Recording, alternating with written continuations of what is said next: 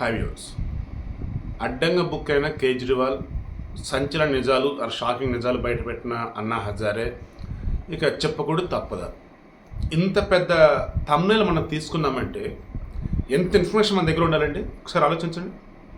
Exactly even ఇప్పుడు దాకా video ఇవ్వకుండా ఆగున్నానంటే కవితకి సంబంధించి ఈరోజు ఈడీ కస్టడీ లాస్ట్ డేట్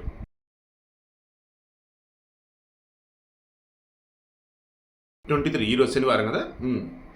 ఇప్పుడు ఆమెకు సంబంధించి కస్టడీని పొడిగిస్తారా, లేదు జైల్లో ఉంచుతారా, అంటే జ్యుడిషియల్ కస్టడీకి తీసుకెళ్తారా, లేదు బెయిల్ ఇస్తారా, క్లారిటీ వచ్చితే చూస్తాను. ఇప్పుడు వచ్చేటట్టు లేదు. సో అది ఈవినింగ్ లోపు మా అప్డేట్ వస్తే అప్పుడు చూద్దాం. ఇక ఇప్పుడు అరవింద్ కేజ్రీవాల్ ఎలాంటి వాడు అంటే, ఈరోజు అన్నా హజారే చెప్తున్నాడు కదా, దేవుడా పదవి కోసం ఇంత నాటకం ఆడాడా, అన్నా హజారేని అడ్డు పెట్టుకొని అంత స్కెచ్ నడిపించాడా. గతంలో ఇదే అరవింద్ కేజ్రీవాల్ అన్నా హజారేతో కలిపి ఉద్యమం చేస్తున్నప్పుడు ఏంటా ఉద్యమం?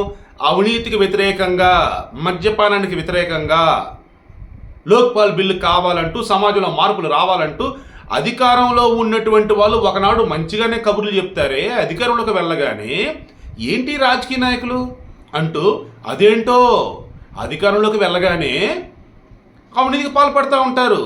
ఎవరు వీళ్ళంటే గతంలో వీళ్ళే అవినీతికి వ్యతిరేకంగా పోరాడిన వాళ్ళు, ఉద్యమాలు చేసిన వాళ్ళు, నిరసనలు తెలియజేసిన వాళ్ళు. అరే అధికారంలోకి రాగానే ఎలా అయిపోయారే, అంతా ఇంతేనా, వీళ్ళు అంతా ఇంతేనా అని కబుర్లు చెప్పాడు ఈ అరవింద్ కేజ్రీవాల్ ఒకనాడు.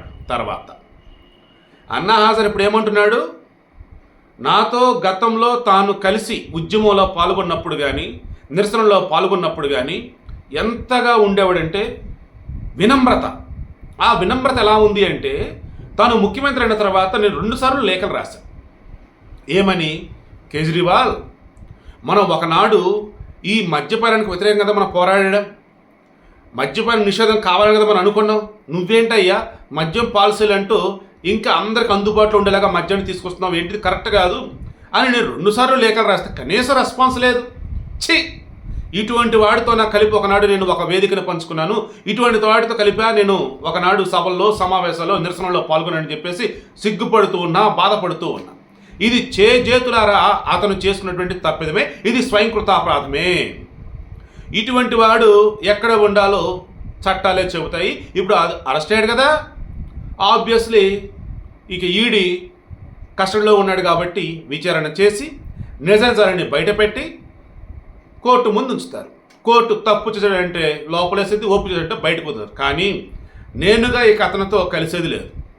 ఎందుకంటే గతంలో నాకు అతను చెప్పింది వేరు, మేము డిస్కస్ చేసింది వేరు, బట్ అధికారంలోకి వచ్చాక అతను చేసింది వేరు.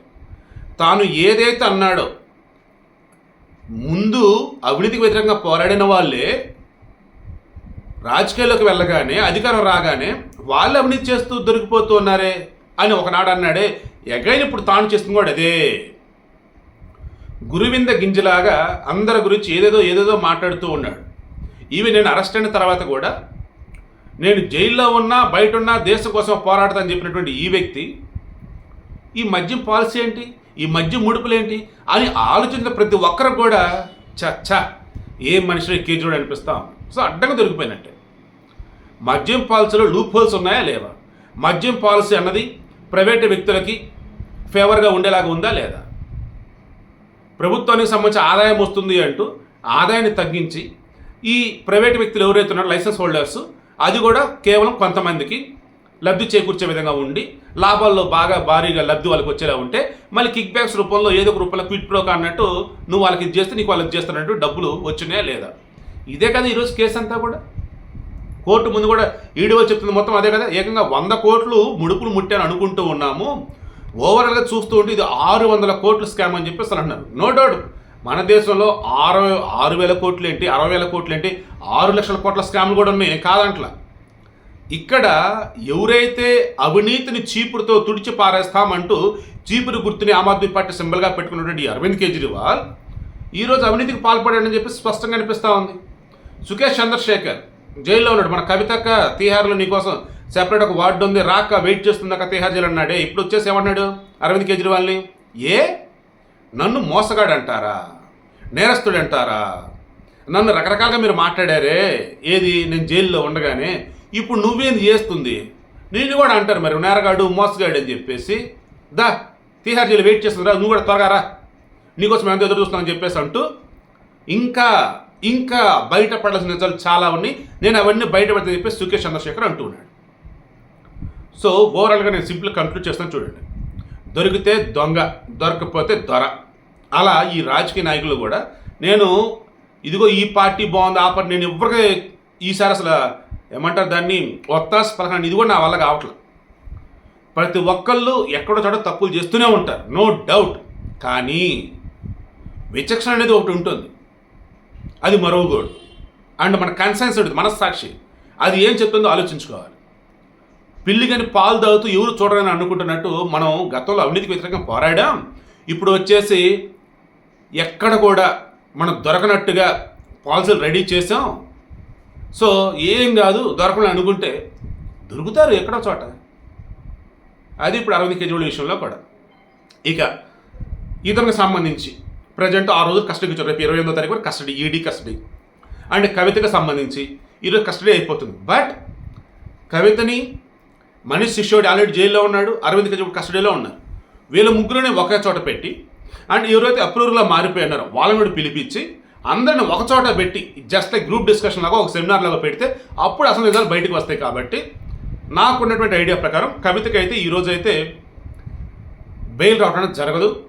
అగైన్ మరలా ఈడీ కస్టడీ పొడిగిస్తారని అనుకుంటూ ఉన్నా. అండ్ అరవింద్ కేజ్రీవాల్కి ఆల్రెడీ ఈడీ కస్టడీ కప్ చెప్పున్నారు. ఓవరాల్గా చూసుకుంటూ ఉన్నప్పుడు ఈడీ కేసుల్లో మిగతా కేసులు వేరు, ఈడీ కేసు వేరు. ఈవెన్ సిబిఐ కేసు అయినా సరే ఏదో విధంగా ఈజీగా బయటకు రావచ్చట. బట్ ఈడీ కేసు అలా కాదు. ఎన్ఫోర్స్మెంట్ డైరెక్టరేట్ పెట్టేటప్పటికి పక్కా ఆధారాలు సేకరించి నీ మీద కేసు పెడితే దానికి సంబంధించేసి వీళ్ళకి ఛార్జ్ షీట్ వేయడానికి 90 రోజులు టైం ఉండిద్దట. ఈ 90 రోజుల లోపు బెయిల్ రావటం అంటే అసాధ్యం అంటున్నారు. ఒకవేళ వస్తే అదృష్టవంతుడట. జగన్మోహన్ రెడ్డి విషయంలో కూడా మీరు చూడండి, ఆయన 12 నెలల 14 నెలల జైల్లో ఉంది జగన్మోహన్ రెడ్డి. అప్పుడు కూడా సిబిఐ ఈడీ కేసులే, బయట ఉంటే సాక్షులు ప్రభావితం చేస్తాడు, సాక్ష్యాలను తారుమారు చేస్తాడని చెప్పేసి అతని మీద నమోదైన కేసులు ఈడీ వాళ్ళు సీజ్ చేసి మొత్తం కనుక చూస్తూ ఉంటే ఆయన అసలు బయట ఉండకూడదు. ఇప్పుడు కానీ బయట ఎలా ఉన్నాడు ఏంటంటే అవునన్నా కాదన్నా మన దేశంలో స్వతంత్ర దర్యాప్తు సంస్థలటువంటివి కూడా పైన ఉన్నటువంటి అధికారులు ఎవరు ఉంటారో వారి కన్సర్న్ నడుస్తుంది అన్నమాట నిజం, అది అందరికీ తెలిసిందే.